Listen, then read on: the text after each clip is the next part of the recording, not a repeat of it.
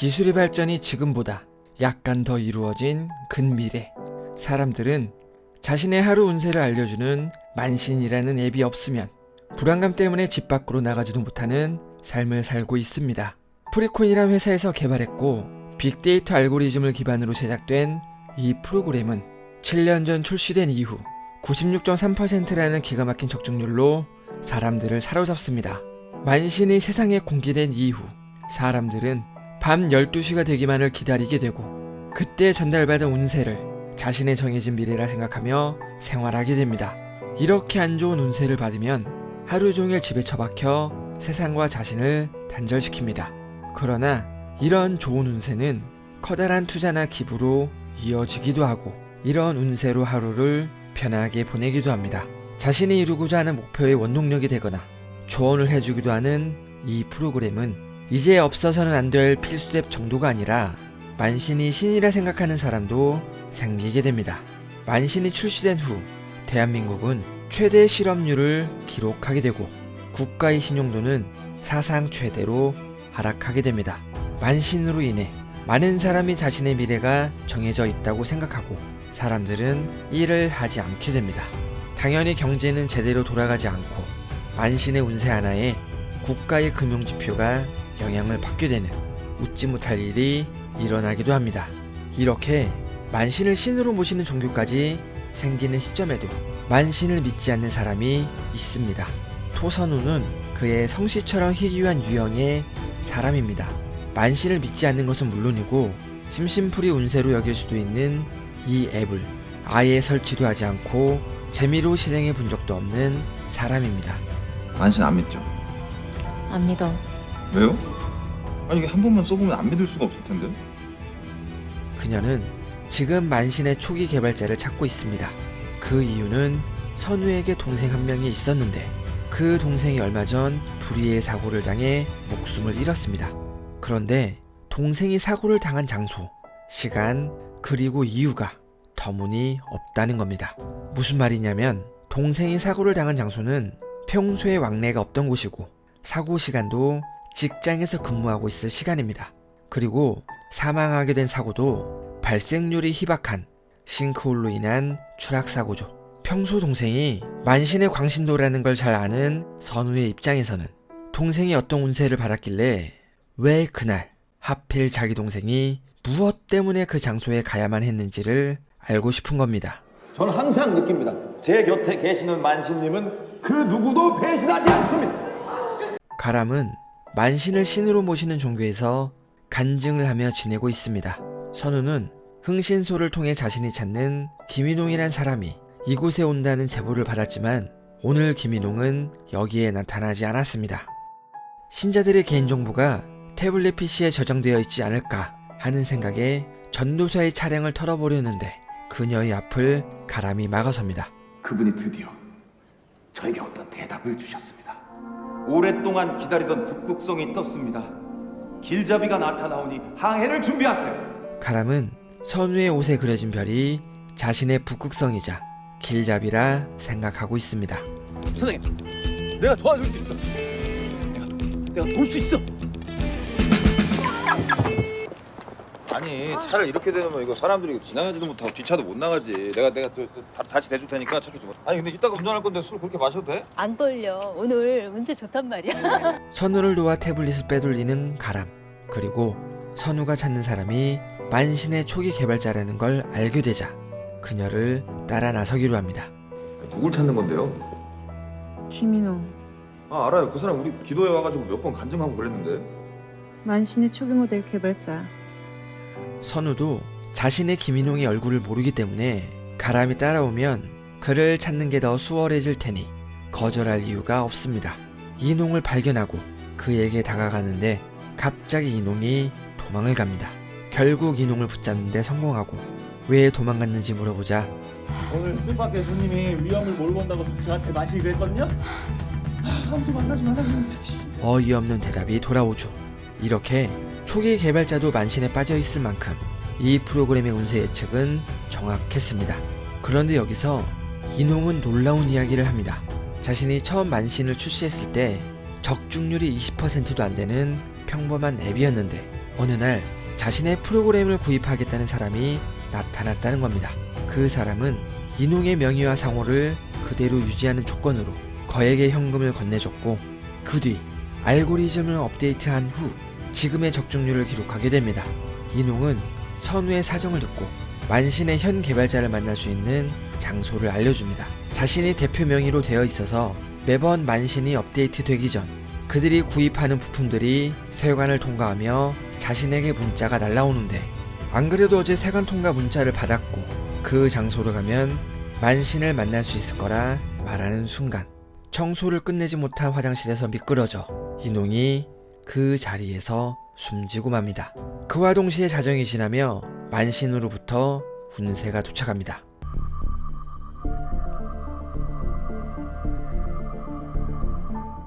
(119)에 신고하여 사고 현장을 정리하고 다시 한번 만신의 위대함을 칭송하는 가랑과 빅데이터가 맞춘 단순한 우연이라 말하는 선우. 그들은 운명을 바라보는 서로 다른 관점에 대해 그리고 이 드라마의 주제인 자유의지와 운명에 대해 긴 논쟁을 합니다. 하나부터 열까지 다 물어보고 시키는 대로 살 거면 넌 대체 뭐를 왜 달고 있는데? 만신이 죽으라면 죽을 거야? 정신 차려! 가람이 이렇게 만신에 빠져 사는 이유는 자신이 삶에 지쳐 죽으려 했을 때 자신에게 희망을 주고 목숨을 살려준 게 바로 만신이었기 때문입니다. 당신이야말로 만신을 안 믿으면 애초에 그렇게 길을 쓰고 자기 운세 안 보려고 할 필요가 없잖아. 일단은 한번 보면 무시할 수가 없으니까 무서운 거겠지. 네, 사실 이 만신이라는 게 그렇게 신경 쓸 필요가 없는 단순한 빅데이터의 알고리즘이라면 충분히 재미로만 운세를 볼 수 있습니다. 그러나 이걸 설치조차 하지 않고 실행 한번 하지 않고 애써 무시한다는 건 누구보다 만신에 빠져버릴까봐 겁이 나서 못하는 거죠. 자기 자신을 믿지 않고 만신만 의지하는 가람처럼 만신을 보는 순간 그것에 의지하게 될 걸 아는 선우. 스스로를 믿지 못하는 건 둘 다 똑같습니다. 스스로를 못 믿는 건 똑같으면서 잘난 척하지 마. 복구업체에서 연락이 왔어. 동생 핸드폰을 복구하는데 성공했대. 난 더 이상 만신을 찾을 이유가 없으니까 넌 너 알아서 해. 데이터를 복구하는 업체에 찾아가서 동생이 그날 만신에게 받은 메시지를 확인하려는데 이분은 만신 안 씁니다. 네? 한 달 전까지만 해도 95% 이상 만신 어플에 쏠려 있다가 수치가 점점 낮아지더니 파손되기 일주일 전쯤에는 어플을 아예 싹 지웠네요. 중독자 카페에 들어간 횟수가 많은 걸 봐서는 의존증을 없애려고 이분이 노력을 많이 하신 것 같네요. 그날 동생은 만신에게 운세를 받지 않았습니다. 동생의 사고는 자신의 생일 케이크를 주문해 놓은 유명한 제과점에 들리다가 일어난 우연한 사고였습니다. 인간에게 운명이란 정해져 있는 게 좋을까요? 지금 영상을 보는 여러분이 어떤 시련이나 사고를 당했을 때 그것을 피하지 못하는 것을 자책하기보다는 그래 어차피 내 운명이었어 라고 체념하는 것이 훨씬 좋은 게 아닐까요? 하지만 그 운명이란 것을 피하기 위해 발버둥 치는 것, 그리고 운명은 정해져 있다며 그 고통을 받아들이는 것, 이 두 가지 모두 인간의 선택에서 시작됩니다.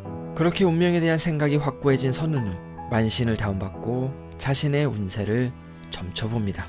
그리고 자신의 운세가 가람과 연결되어 있다는 걸 알게 되고 이농이 알려준 주소지에 도착하지만 그곳엔 주변 지도만 있을 뿐 사람은 아무도 없습니다. 그렇게 이 비군과 같은 곳을 헤매는 선우. 그리고 그 끝에서 한 남성과 가람을 만나게 됩니다.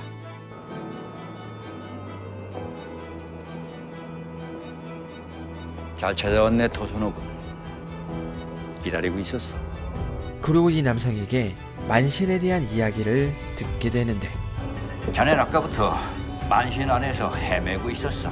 이 넓은 장소는 엄청난 양의 데이터를 만신에 보내기 위한 시스템이 갖춰져 있는 곳이고 중앙에 위치한 만신은 그 데이터를 가지고 딥러닝과 인공지능을 활용해 사람의 미래를 예측하는 겁니다.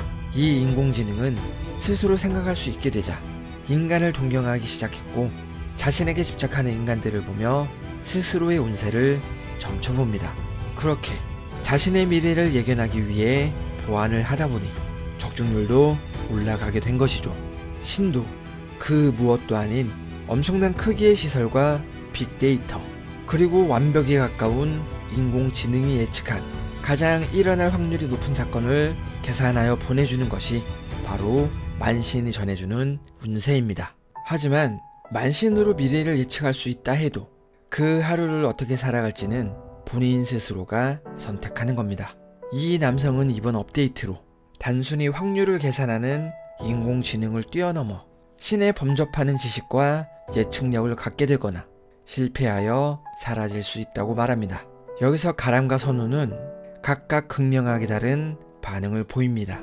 만신이 없어진다는 이게 무슨 소리죠? 만신이 진짜 신이 된다는 게 무슨 뜻이에요? 선생님 생각 잘 하셔야 됩니다. 세상의 모든 걸 통제하는 뭐 그런 게 된다는 거예요? 만신은 지금도 충분히 완벽해요. 업데이트 필요 없습니다. 세상의 미래를 다 아는 신 같은 건 필요 없어요. 만신은 이미 신 그 자체예요.